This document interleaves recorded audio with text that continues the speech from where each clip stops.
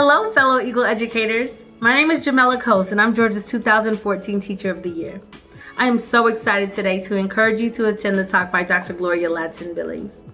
Her work has been instrumental to all the things that I do in education, whether it's in my practice, curriculum, or disposition. Dr. Gloria Ladson-Billings' work on culturally relevant pedagogy can be found throughout it. She talks about academic success and critical socio-political consciousness and cultural competence.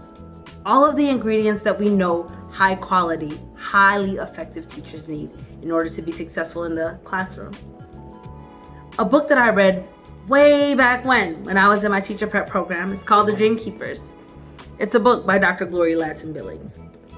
This book was written over 11 years ago, but it's still relevant today.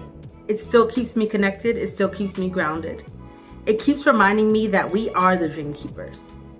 So as you attend this talk, be thinking about your students. What kind of teacher will you be? Will you be the teacher that your students need? Will you be the dream keeper? I hope you enjoy the talk by Dr. Gloria Ladson-Billings.